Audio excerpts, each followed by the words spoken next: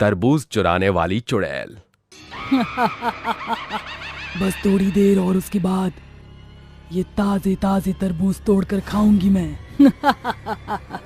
जैसे ही ये लोग यहाँ से चले जाएंगे मैं इस खेत के सारे तरबूज खा जाऊंगी। एक चुड़ैल पेड़ के पीछे छुपकर खेत के किसान को देख रही होती है और उनके जाने का इंतजार कर रही होती है। जैसे ही खेत का किसान वहां से चला जाता है, वो चुड़ैल रात के समय खेत के अंदर तरबूज चुरा चुरा कर खाने लगती है। आहा, क्या बात है, इतने बढ़िया बढ़िया तरबूज, वो भी ताजे ताजे लाल लाल तरबूज। इन्हें खाकर तो आनंद ही आ गया। जल्दी से इन तरबूजों को खा जाती हूँ। ये सोचकर चुड़ैल तुरंत तरबूज खाने लगती है। देखते ही देखते वो पूरे खेत के सारे तरबूज खा जाती है और खेत पूरा खाली हो जाता है। इतने सारे तरबूज खाने के बाद चुड़ैल का पेट भी फुटबॉल की तरह मोटा हो जाता है। मजा ही आ गया। आज तो मैंने पूरे दुर्राटे काट दिए। इतना तो मैंने पहले कभी नहीं खाया होगा। तभी अचानक से चुड़ैल जोरदार पाद मारती है, जिसके बाद उसका पेट एकदम अंदर हो जाता है और वो पहले की तरह नॉर्मल हो जाती है। ले भैया ओम्पो, दुर्राटे तो पीछे से निकल गए। ये कहकर चुड़ैल वहां से निकल जाती है। जिसके बाद अगले दिन जैसे ही सुबह होती है, धरिया अपने तरबूज के खेतों में आता है। जैसे ही उसकी नजर उसके खेतों पर पड़ती है, वो अचंभित रह जाता है और फूट फूट कर रोने लगता है। भगवान, ये कैसा अनर्थ है। अरे मेरा इतना बड़ा खेत, चारों तरफ तरबूज की हरियाली थी और अब चारों तरफ से भी ये घास पूरा पड़ा है। अरे भगवान, आखिरकार कौन ऐसा कर सकता है। अरे मेरे तरबूज की खेती में से कौन तरबूज चुरा सकता है। धरिया प्रिंस गांव के मुखिया के पास जाता है और उसे अपने खेत के तरबूज की चोरी के बारे में बताता है। जिसके बाद गांव का मुखिया उसी समय एक पंचायत बिठाता है और सबको बुलाकर उनसे कहता है, देखो गांव वालों, किसी के खेत में चोरी करना बिल्कुल भी अच्छी बात नहीं है। एक किसान बहुत ही मेहनत करके अपनी खेती उगाता है, इसलिए जिसने भी धरिया के तरबूज चुराए हैं वे उसके तरबूज वापस उसे लौटा दें। मुखिया की बात सुनकर तभी एक दुर्गेश नाम का आदमी कहता है, अरे मुखिया जी, आप ये कैसी बात कर रहे हो। इतने बड़े खेत से इतने सारे तरबूज को रात ही रात में कोई कैसे चुरा सकता है। अगर कोई तरबूज चुराने की कोशिश भी करे तो उसे कम से कम 4 से 5 दिन लग जाएंगे। दुर्गेश की बात सुनकर मुखिया भी उसकी बात पर ध्यान देते हुए धरिया से कहता है, धरिया देखो, दुर्गेश बिल्कुल ठीक कह रहा है। अगर कोई तुम्हारे तरबूज चुराएगा तो उसे कम से कम 4 से 5 दिन लग जाएंगे। लेकिन तुम चिंता मत करो, हम इस तरबूज चोर को ढूंढ कर ही रहेंगे। मुखिया की बात सुनकर गांव के सभी लोग सहमत होते हैं और धरिया रोते हुए वापस अपने घर लौट जाता है। ऐसे ही धीरे धीरे रात होने लगती है और रात होते ही दोबारा से चुड़ैल गांव में आती है। मैं खाऊंगी तरबूज लाल लाल, ताजी ताजी तरबूज। तरबूज खाने का भी मजा अलग ही है। एक तो वो इतने बड़े और खून की तरह लाल, ऊपर से एकदम रसीले। क्या स्वाद होता है तरबूजों का। बस ऐसे ही गांव के लोग मेरे लिए तरबूज की खेती करते रहें, फिर मैं तरबूजों को चुरा चुरा कर खाती रहूंगी। बहुत ही मजा आएगा। ये सोचकर चुड़ैल दोबारा से गांव के अंदर तरबूज की चोरी करने जाती है। इस बार वो गांव की एक बूढ़ी औरत कौशल्या के खेतों में जाकर उसके तरबूज चुराकर खाने लगती है। ये है, रहा नहीं जाता, तड़प ही ऐसी है। चुड़ैल तुरंत एक एक तरबूज उठाती और खाने लगती। ले भैया ओम पो, कतई जहर लग रहे हैं तरबूज। खेती करने वाले ने तो पूरे दुर्राटेदार तरबूज की खेती की है। वाह भाई वाह, मौज कर दी आज तो। देखते ही देखते चुड़ैल कौशल्या के खेतों के सारे तरबूज खा जाती है और खेत पूरा खाली हो जाता है। जिसके बाद चुड़ैल का पेट फिर से फुटबॉल की तरह बहुत मोटा और बड़ा हो जाता है। एक बार दुर्राटे निकल जाए, बस फिर मैं यहाँ से चली जाऊंगी। तभी चुड़ैल को एक जोरदार पाद आता है, जिसके बाद चुड़ैल का पेट वापस से पहले की तरह हो जाता है और वो वहां से गायब हो जाती है। अगले दिन जैसे ही सुबह के समय कौशल्या को उसका खेत बिल्कुल खाली दिखाई देता है, वो बहुत ही बुरी तरह रोने लगती है। हे भगवान, मैं लुट गई, मैं बर्बाद हो गई। अब मैं क्या करूं? मुझे तो कुछ समझ नहीं आ रहा। मैं अपने परिवार का पालन पोषण कैसे करूंगी और कैसे उन्हें कमा कर खिलाऊंगी। ये तो अनर्थ हो गया। ऊपर से अगर मुखिया के पास गई तो वो ये कहकर बात टाल देंगे कि एक दिन में कोई तरबूज कैसे चुरा सकता है। आखिर मेरे इतने सारे तरबूज कहाँ गायब हो गए। देखते ही देखते कौशल्या के पास गांव के सभी लोग इकट्ठा हो जाते हैं और उसे तसल्ली देने लगते हैं। लेकिन कौशल्या का रो रो कर बहुत ही बुरा हाल हो जाता है। धीरे धीरे गांव के सभी लोग अपने अपने कामों में चले जाते हैं और कौशल्या अपने खेत पर बैठी हुई रोती रहती है।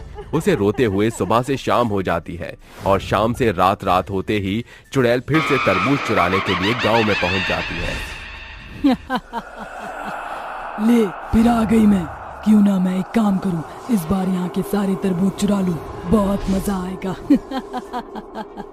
जैसे ही चुड़ैल गांव में पहुंचती है, चुड़ैल को एक बूढ़ी औरत के रोने की आवाज आती है।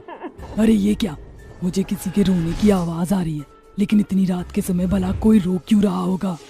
तभी चुड़ैल की नजर कौशल्या के ऊपर पड़ती है, जो अपने खेतों को देखकर बहुत ही बुरी तरह रो रही थी। चुड़ैल उसे एक पेड़ के पीछे छुपकर देखने लगती है। हाय मैं लुट गई, मैं बर्बाद हो गई। अब मैं क्या करूंगी, एक काम करती हूँ, मैं मर जाती हूँ। अब मेरे पास दोबारा से खेती करने के लिए पैसे भी नहीं है, मेरा मर जाना ही ठीक होगा। अपने परिवार को भूखा पेट सोते हुए देखने से अच्छा है कि मैं मर ही जाऊं। कौशल्या रोते हुए वहां से उठने लगती है। वहीं दूसरी तरफ ये सब जब चुड़ैल अपनी आंखों से देखती है तो उसे अपने किए पर बहुत शर्मिंदगी महसूस होती है और वो अपने मन ही मन सोचती है, अरे मैंने ये क्या कर दिया। एक बूढ़ी औरत को इतना सताया कि वो अपनी जान देने के लिए यहाँ से जा रही है। मैंने इस बूढ़ी औरत के साथ ये सब बिल्कुल भी अच्छा नहीं किया। मुझे इसकी जान बचाने के लिए कुछ ना कुछ तो करना ही होगा। तभी चुड़ैल खेतों के बीचों बीच खड़ी होती है और अपनी जादुई शक्तियों से खेतों के अंदर के सारे तरबूज प्रकट कर देती है। जिसके बाद चुड़ैल उस बूढ़ी औरत कौशल्या को रोककर उससे कहती है, रुक जाओ, कहीं मत जाओ। मैंने तुम्हारे तरबूज वापस से तुम्हारे खेत में रख दिए। अब तुम्हें मरने की कोई जरूरत नहीं है।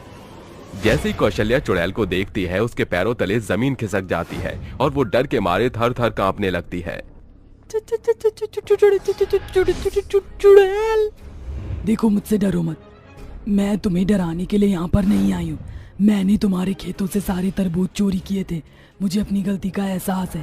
हो सके तो मुझे माफ कर देना। चुड़ैल का ये बर्ताव देखकर कौशल्या एकदम शांत हो जाती है और अपने आंसुओं को पोंछकर चुड़ैल से कहती है, लेकिन तुमने ऐसा क्यों किया था? तुमने मेरे खेत के तरबूज चोरी करके क्यों खाए थे? और तुम गांव के किसी भी आदमी के खेतों के तरबूज चोरी करके खा जाती हो।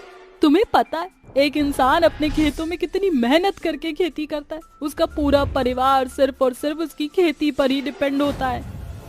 कौशल्या की बात सुनकर चुड़ैल को अपने ऊपर बहुत ही शर्मिंदगी महसूस होती है और उसकी आंखें भर आती हैं। जिसके बाद वो कौशल्या से कहती है, दरअसल मैं मजबूर हूँ। मुझे तरबूज बहुत पसंद है, इसलिए मैं तरबूजों को चोरी करके खाती हूँ और मेरी मृत्यु भी इसी कारण हुई थी। एक दिन मैं एक बूढ़े किसान के खेत से तरबूज चोरी करके खा रही थी, लेकिन वो तरबूज खराब था, जिस कारण मेरी मृत्यु हो गई। तब से मैं चुड़ैल बन गई और तरबूज चोरी करके खाने लगी। लेकिन अब मुझे अपनी गलती का एहसास है। मैं अपनी गलती सुधारूंगी। ये कहकर चुड़ैल गांव के हर एक आदमी के खेतों में अपने जादू से तरबूज की खेती उगा देती है, जिसमें सदाबहार तरबूज ही तरबूज उगते हैं। जब अगले दिन सुबह गांव के सभी लोगों को तरबूज चुराने वाली चुड़ैल के बारे में पता लगता है तो वो सब लोग अचंभित रह जाते हैं। लेकिन अब उसने सबके खेतों में सदाबहार तरबूज की खेती कर दी थी, जिसकी वजह से गांव के सभी किसान बहुत खुश हो जाते हैं और चुड़ैल को दुआएं देने लगते हैं। चुड़ैल माँ और बेटी। तान्या चलो उठ जाओ, सुबह हो गई है। तुम्हें स्कूल के लिए देरी हो रही होगी। अगर लेट हो गई तो टीचर तुम्हें डांटेंगे। अरे माँ सोने दो ना, बहुत जोर से नींद आ रही है। बहुत हुआ, अब उठ भी जाओ। इतना क्यों सोती हो तुम? इतना कहकर नीलम तानिया के ऊपर से चद्दर हटा देती है। जिसके बाद तानिया अपनी आंखों को मसलते हुए बाथरूम में रेडी होने के लिए चली जाती है। जैसे ही तानिया रेडी होकर आती है, नीलम उससे कहती है, बेटी आज तुम्हारी बस नहीं आने वाली, इसलिए मैं ही तुम्हें स्कूल छोड़ने चलूंगी। अपनी माँ की ये बात सुनकर तानिया बहुत खुश हो जाती है। जिसके बाद वो जल्दी से ब्रेकफास्ट करके अपनी माँ नीलम के साथ स्कूल के लिए निकल जाती है। तानिया अपनी माँ से बहुत प्यार किया करती थी, इसलिए वो अपनी माँ के साथ स्कूल जाने पर बहुत खुश होती है। माँ आपको पता है, जब आप मेरे साथ स्कूल जाती हो तो मुझे बहुत अच्छा लगता है। बेटी तू तो जानती ही है, जब से तेरे पापा गुजरे हैं तब से मुझे ही तेरी देखभाल और घर को संभालना पड़ता है, इसीलिए मैं तेरे लिए ज्यादा टाइम नहीं निकाल पाती। उसके लिए मुझे माफ करना। माँ आप ये कैसी बातें कर रही हो? मैं सब समझती हूँ, आप चिंता मत करो। मैं आपसे कभी नाराज नहीं हो सकती। तानिया और नीलम दोनों खुशी खुशी जा रहे होते हैं। जैसे ही नीलम तानिया को सड़क पार करवाती है तभी अचानक से एक बहुत ही तेज ट्रक सामने से आता है और नीलम अपनी बेटी तानिया को बचाने के चक्कर में खुद ट्रक के सामने आ जाती है और तानिया को धक्का दे देती है। मैं कहाँ हूँ? मेरी माँ कहाँ है? ये कौन सी जगह है? तुम लोग कौन हो? तभी एक नर्स आती है और तानिया से कहती है, तुम हॉस्पिटल में हो। तुम्हारा एक बहुत बड़ा एक्सीडेंट हुआ था जिसकी वजह से तुम्हारी माँ अब इस दुनिया में नहीं रही। क्या कहा? मेरी माँ? तुम पागल हो गई हो क्या? ये कैसी बातें कर रही हो? मुझे मेरी माँ के पास ले चलो। मुझे नहीं पता, मुझे मेरी माँ के पास ले चलो। नर्स तानिया को हॉस्पिटल के मुर्दा घर में लेकर जाती है जहां उसकी माँ की डेड बॉडी रखी होती है। जैसे ही तानिया अपनी माँ की डेड बॉडी देखती है वो बहुत जोर से चिल्लाती है, माँ! तभी अचानक से तानिया की नींद खुल जाती है और वो हड़बड़ाते हुए उठती है। उसके चेहरे से पसीना टपक रहा होता है, जिसके बाद तानिया अपने आप से कहती है, क्यों माँ? क्यों आप मुझे छोड़कर चले गए? पहले पिताजी मुझे छोड़कर चले गए, उसके बाद आपने भी मेरा साथ छोड़ दिया। हर बार मुझे आपका ये भयानक सपना आता है। मुझे आपकी बहुत याद आ रही है। माँ, वापस आ जाओ माँ। वापस आ जाओ। तानिया रोने लगती है, जिसके बाद उसकी नजर घड़ी की तरफ पड़ती है। टाइम देखते ही वो तुरंत उठती है और अपने कॉलेज के लिए तैयार होकर निकल जाती है। तानिया की माँ को मरे हुए पूरे 14 साल हो चुके थे और अब वो बड़ी हो गई थी और कॉलेज करने लगी थी। लेकिन तानिया उस हादसे को अपने दिमाग से निकाल ही नहीं पा रही थी जो उसकी माँ के साथ हुआ था। हर रोज रात को उसे अपनी माँ की मौत का बुरा सपना आता है। एक दिन तानिया कॉलेज खत्म होने के बाद वापस अपने घर के लिए लौट रही होती है कि तभी अचानक से एक बहुत तेजी से कार उसके सामने आ रही होती है। कार लगभग तानिया को मारने ही वाली थी कि तभी अचानक से कोई तानिया का हाथ खींच लेता है और तानिया गिर जाती है। अरे ये क्या? अभी तो किसी ने मेरा हाथ खींचा था, लेकिन यहाँ पर तो कोई भी नहीं है। तभी एक पेड़ के पीछे से एक बहुत ही भयानक चुड़ैल तानिया को देखकर बहुत खुश हो रही होती है। उस चुड़ैल की आंखों से आंसू टपक रहे थे। आज अगर मैं सही वक्त पर नहीं पहुंची होती तो मेरी प्यारी बेटी मेरी ही तरह भगवान को प्यारी हो जाती। तानिया अपने कपड़े झाड़ती है और घर के लिए निकल जाती है। इसके बाद घर पहुंचते ही कुछ लोग तानिया के इंतजार कर रहे होते हैं, जो तानिया को देखते ही उससे कहते हैं, अरे शुक्र है कि तू आज हमें मिली तो सही। पूरे 6 महीने से फ्री फोकट से हमारे घर के अंदर रह रही है।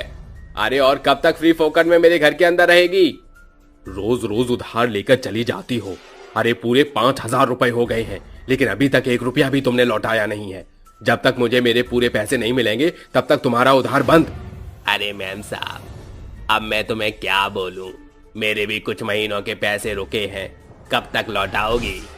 सभी लोग तानिया से अपना कर्जा मांगने आए होते हैं, लेकिन तानिया के पास तो 1 रुपया भी नहीं था। जिसके बाद तानिया उन सभी से कहती है, देखिए, जिस कंपनी में मैं पार्ट टाइम काम किया करती थी वो कंपनी अभी बंद हो गई है।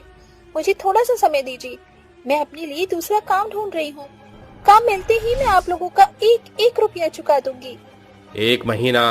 सिर्फ 1 महीना और मैं इंतजार कर रहा हूँ। अगर तुमने मेरा पैसा नहीं लौटाया तो मकान खाली करके यहाँ से हमेशा के लिए चली जाना।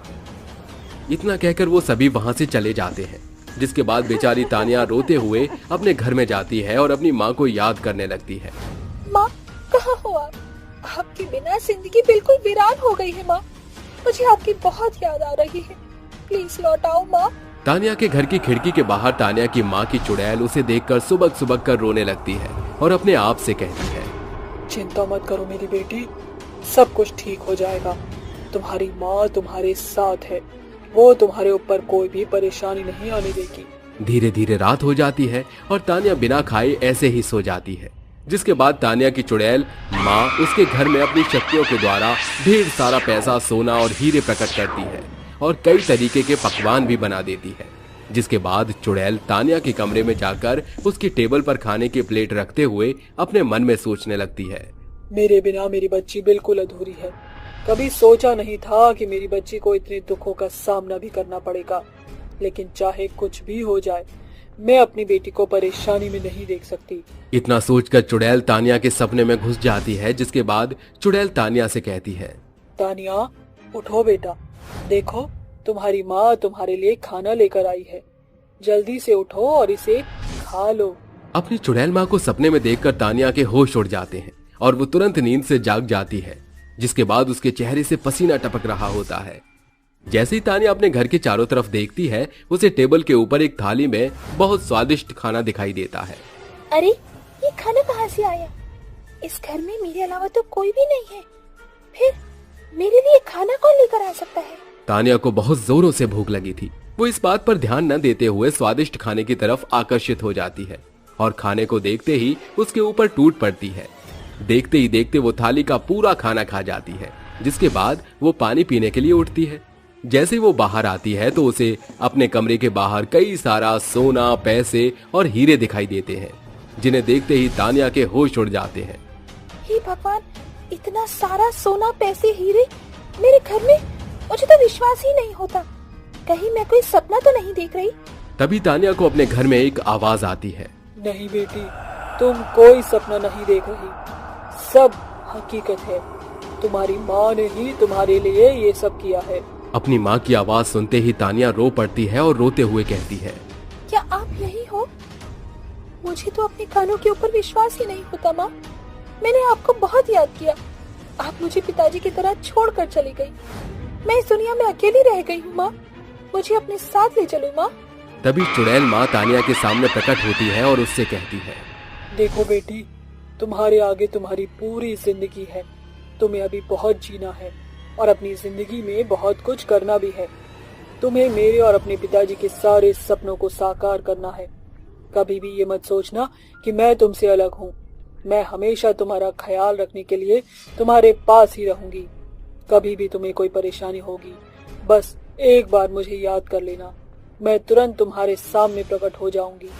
लेकिन कभी भी मेरी प्यारी बच्ची, जिंदगी से हार मत मानना।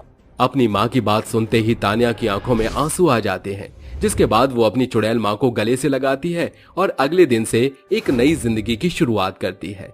जिसके बाद वो धीरे धीरे पढ़ाई करके एक डॉक्टर बन जाती है और गरीब बेसहारा लोगों का इलाज करने लगती है। हे भगवान, चुड़ैल मुझे माफ कर दे। मैं तेरे आगे हाथ जोड़कर माफी मांग रहा हूँ। मुझे मत मार, मुझे मत मार। मैं तुझे मारूंगी और तेरा खून पीऊंगी, तभी तो मैं सुंदर और जवान दिखूंगी। वरना मैं अपने पति के सामने बुरी शक्ल लेकर जाऊंगी तो वो मुझे पसंद भी नहीं करेगा। वो मुझे बुढ़ी बोलकर रिजेक्ट कर देगा। इसीलिए मुझे इंसान के खून की जरूरत है। मैं तुम लोगों का खून पीऊंगी और खुद की सुंदरता को बरकरार रखूंगी। इतना बोलकर चुड़ैल उस आदमी के गर्दन पर छड़प जाती है और उसकी गर्दन पर काटकर उसके पूरे शरीर का खून पी जाती है। खून पी जाने के बाद चुड़ैल अपने चेहरे पर लगे हुए खून को अपनी लंबी जबान से चाटती है और हंसते हुए बोलती है, मेरे जानू, मैं तुम्हारा इंतजार कब से कर रही हूँ। कब तुम इस दुनिया पर दोबारा जन्म लोगे और कब मैं तुमसे शादी करूँगी। खैर, जो भी है, आप भले ही ज्यादा टाइम लगा रहे हो, लेकिन मैं आपका बेसब्री से इंतजार कर रही हूँ। हाँ। इतना कहकर चुड़ैल वहाँ से गायब हो जाती है। जिसके बाद रघु का मृत शरीर, जो कि पीला पड़ा हुआ था, गांव वाले उसके शरीर को देखकर आपस में बात करते हुए बोलते हैं, अरे बाप रे बाप, ये तो अपना रघु है। इसके शरीर में तो एक भी खून की बूंद नहीं है। आखिर इसको इतनी भयानक किसने मौत दे दी? राम राम राम राम।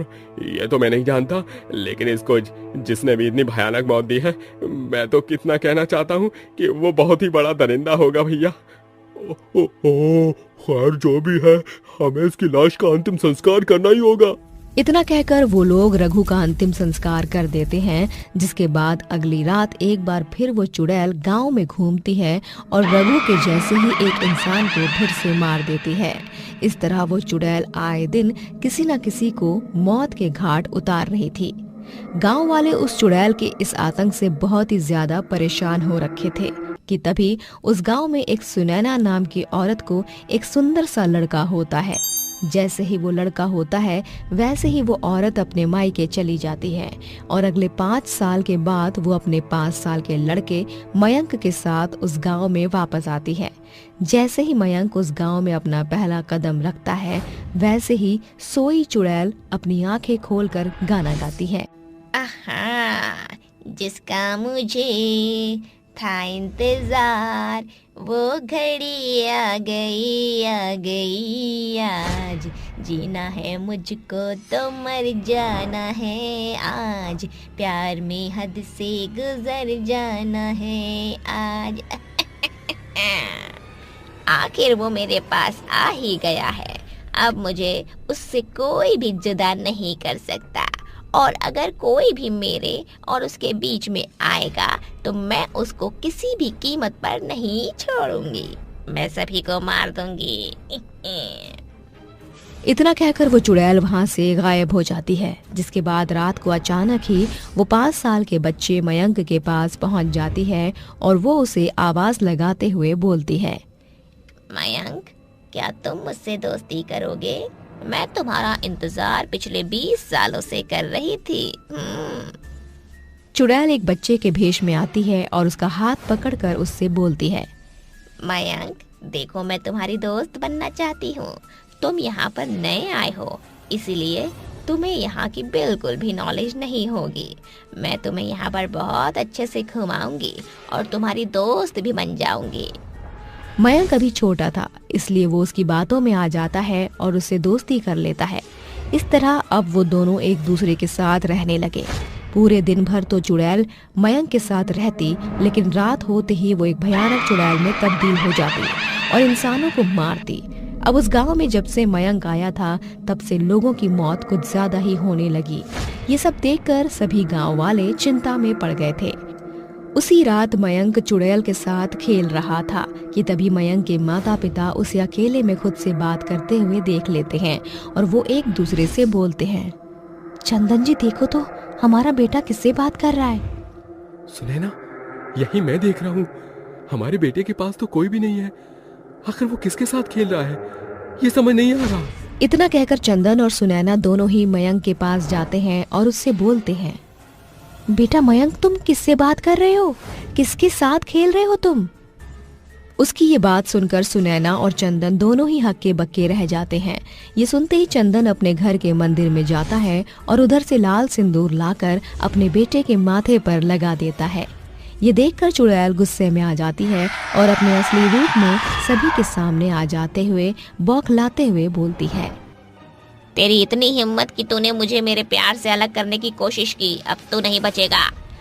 चुड़ैल चंदन को कुछ करती से पहले चंदन सिंदूर चुड़ैल के ऊपर फेंक देता है और उससे बोलता है, तू मेरे बेटे के पीछे क्यों पड़ी है? तू मुझे सच बता दे। सिंदूर के पड़ने से चुड़ैल अब कमजोर हो जाती है और दर्द में चिल्लाते हुए बोलती है, बताती हूँ। आज से 20 साल पहले मैं मोहिनी नाम की लड़की एक रोहन नाम के लड़के से बेहद प्यार करती थी, लेकिन इन गांव वालों को मेरा प्यार मंजूर नहीं था, सिवाय इसलिए क्योंकि रोहन एक छोटी जाति का था। मोहिनी, ये गांव हमारे प्यार को कभी भी नहीं अपना पाएगा और मैं तुम्हारे बिना रह भी नहीं पाऊंगा।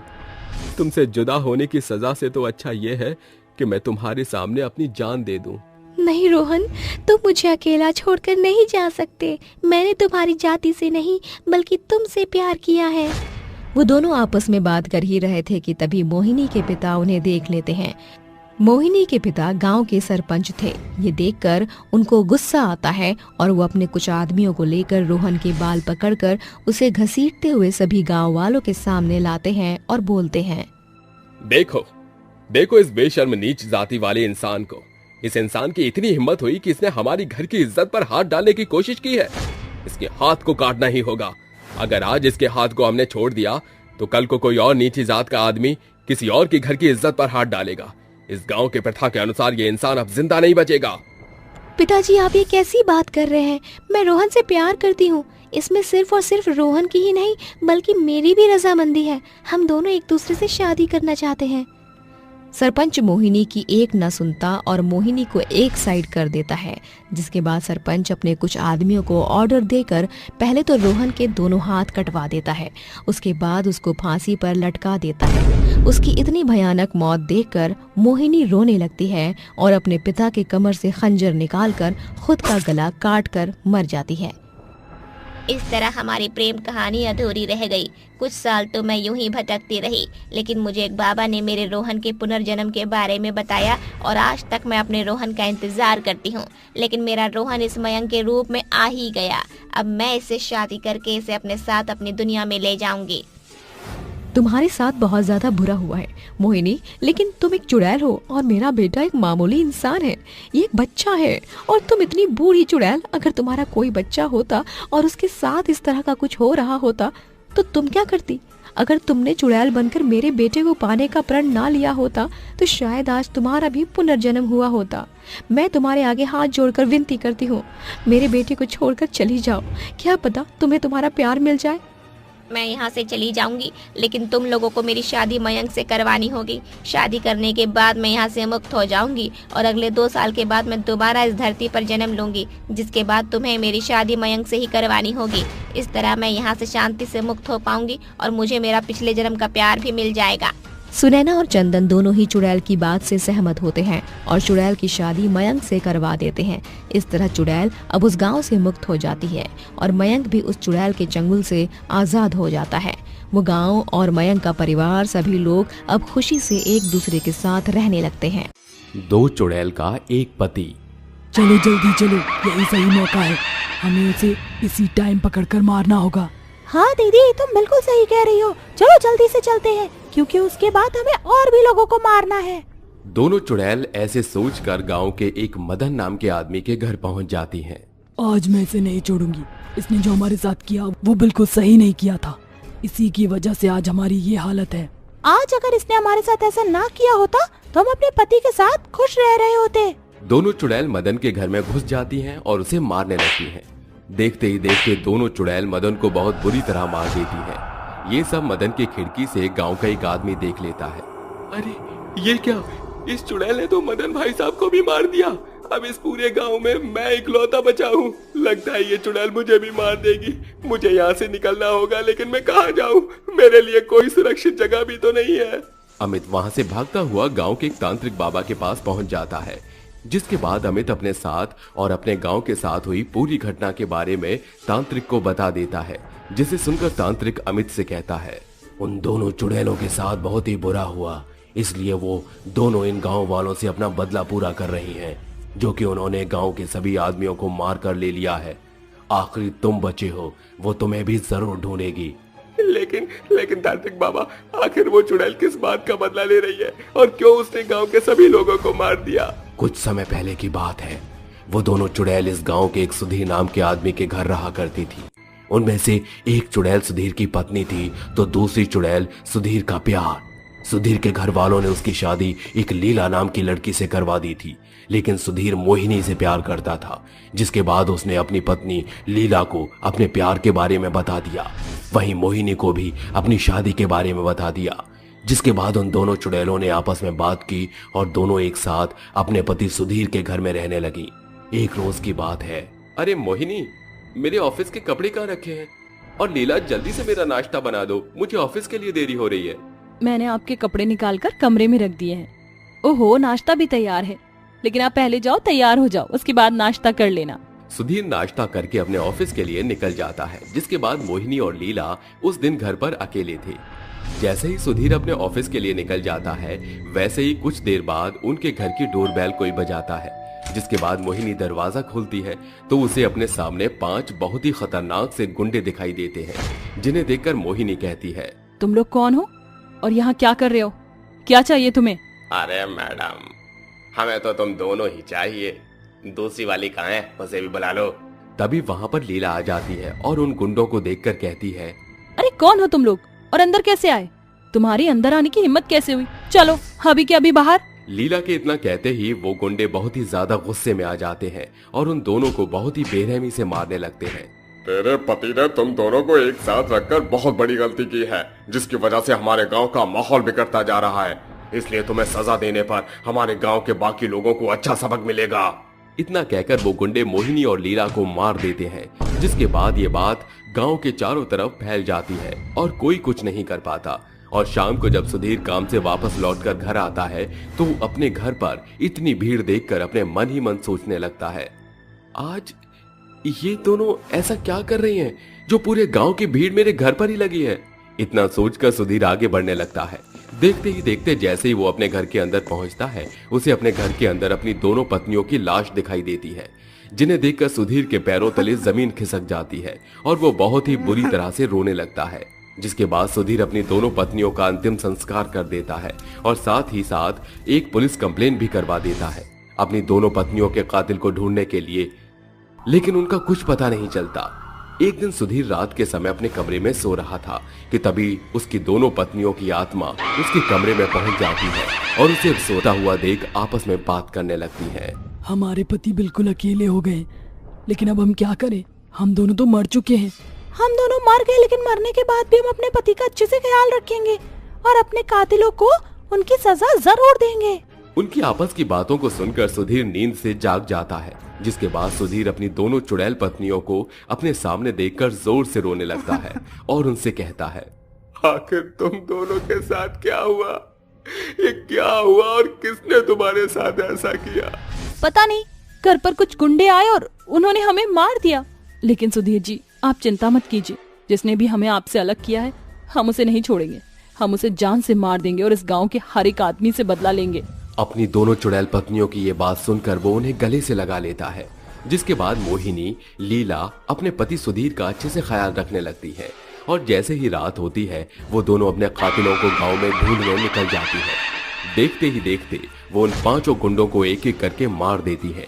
जिसके बाद एक दिन मोहिनी लीला से कहती है, उन 5 से तो हमने बदला ले लिया, अब वक्त है गाँव वालों से बदला लेने का। हाँ, तुमने सही कहा। आखिर इसमें गांव वालों की भी गलती है। इस गांव के सभी लोग हमसे बहुत जलते थे। इन सब ने मिलकर हमें हमारे पति से अलग किया। हमें किसी को नहीं छोड़ना चाहिए। इतना सोचकर वो दोनों गांव के लोगों को मारने के लिए निकल जाती हैं। वो हर रोज रात के समय किसी भी एक को ढूंढती और उसे मार देती। ऐसे ही धीरे धीरे उन दोनों ने गांव के सभी लोगों को मार दिया था। अगर ऐसी बात है तो वो दोनों चुड़ैलें मुझे भी ढूंढ कर मार देगी। तांत्रिक बाबा, मुझे बचा लो, मैं मरना नहीं चाहता।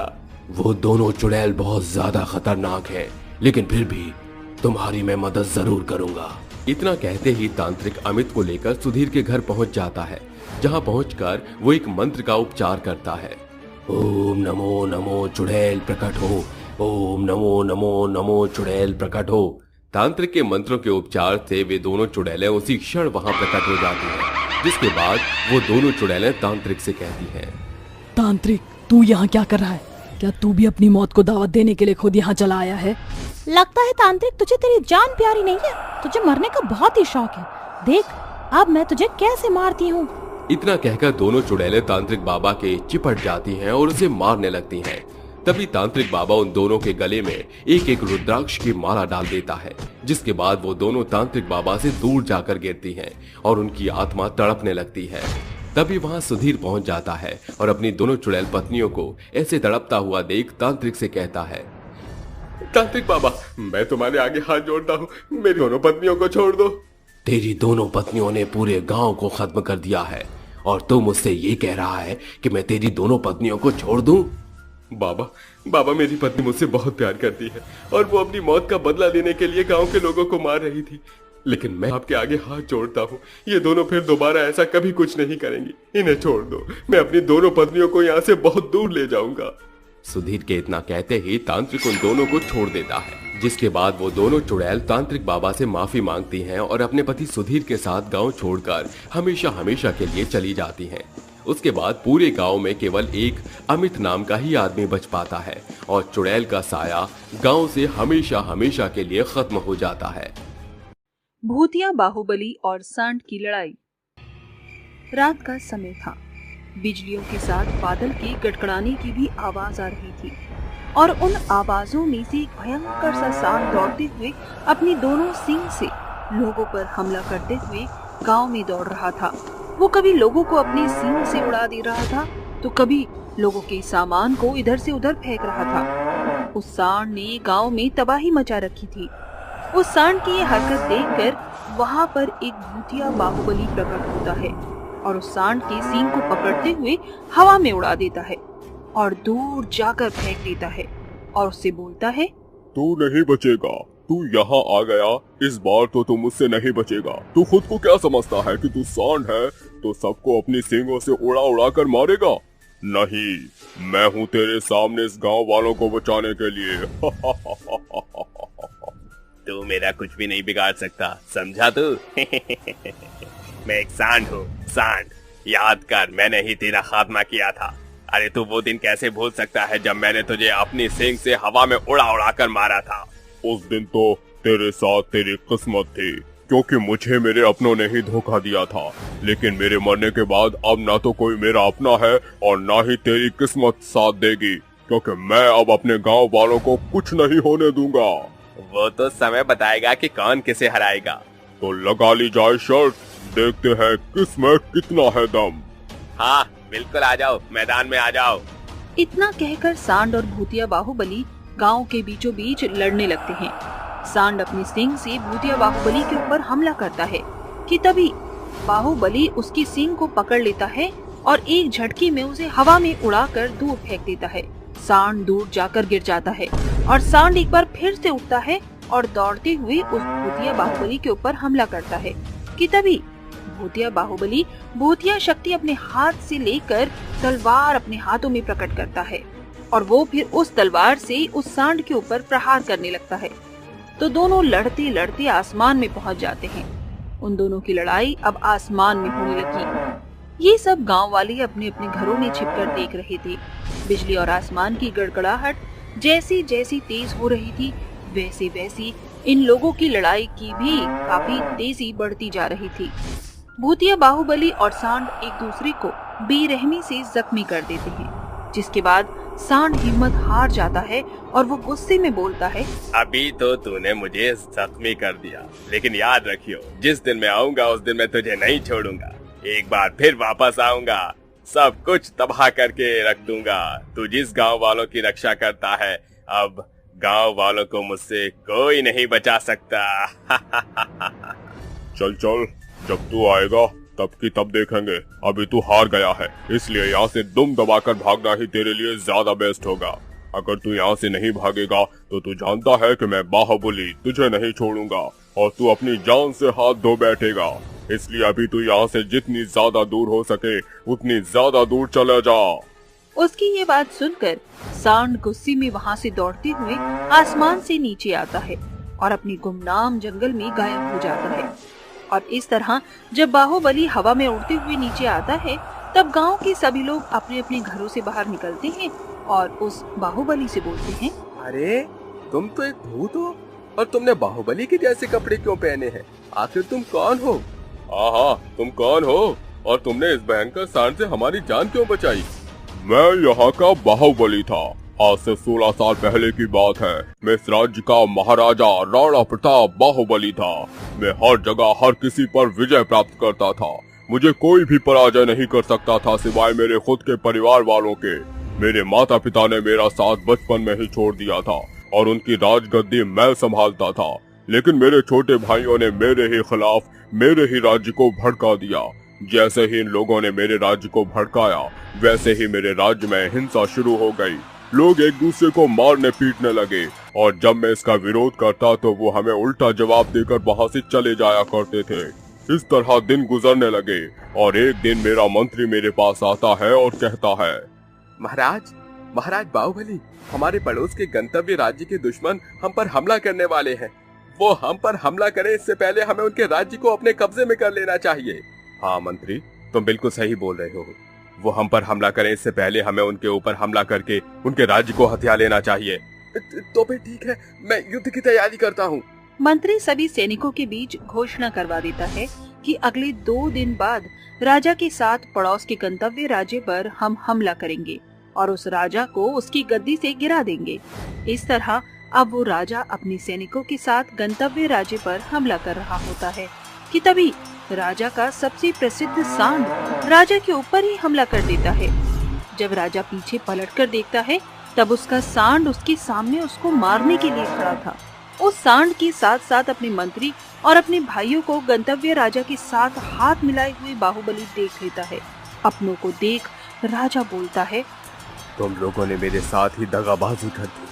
अरे मेरे प्यारे सांड, मैंने तुम्हें कितना पाल पोस कर बड़ा किया था, मैं तुम्हें कितना मानता था, लेकिन तुमने तो मेरी पीठ पर ही खंजर भोंक दिया। बाहुबली इतना बोल ही रहा था कि तभी पीछे से बाहुबली का छोटा भाई आता है और उसके पीठ में तलवार भोंक देता है। एक तरफ तो बाहुबली के पीठ में तलवार भोंकता है, तो वहीं दूसरी तरफ राजा अपनी तलवार से अपनी सांड को मार देता है। एक तरफ राजा मरता है तो दूसरी तरफ सांड मरता है। तो ये थी मेरी कहानी। कब से मैं अपनी मौत का बदला लेने के लिए इधर उधर भटक रहा हूँ। इन 16 साल में मेरे भाई मर गए, लेकिन इस सांड की आत्मा आज तक मेरे साथ ही भटक रही है। हम दोनों एक दूसरे के दुश्मन हैं, और जब तक मैं इस सांड का खात्मा न कर दूं, तब तक मैं यहाँ से नहीं जाऊंगा। उसकी कहानी सुनकर सभी गांव वालों की आंखों में आंसू आ रखे थे। उन्हीं गांव वालों में से एक रघु नाम का लड़का बोलता है, हम सभी लोग आपके साथ हैं, बस अब इस सांड का इंतजार है कि कब वो इस गांव में आएगा और कब हम लोग आपकी सहायता करेंगे। इतना कहकर सभी गांव वाले अपने अपने घरों में चले जाते हैं और अगले 1 महीने बाद वो सांड एक बार फिर उस गांव में आता है और लोगों को अंधाधुंध मारने लगता है। वो लोगों को मार रहा होता है कि तभी वहाँ पर भूतिया बाहुबली आ जाता है और एक बार फिर उन दोनों की लड़ाई शुरू हो जाती है। भूतिया बाहुबली अब इस बार उस सांड को मात दे देता है। सांड पूरी तरह से घायल होकर मर जाता है और मरते हुए वो बोलता है, बाहुबली, तेरी मेरी दुश्मनी यहीं खत्म नहीं हुई है, मैं वापस आऊंगा। इतना कहकर सांड वहाँ से गायब हो जाता है। जिसके बाद अब भूतिया बाहुबली भी गांव वालों से इजाजत लेता है और वहाँ से गायब हो जाता है। इस तरह अब सभी गांव वाले खुशी से एक दूसरे के साथ रहने लगते हैं।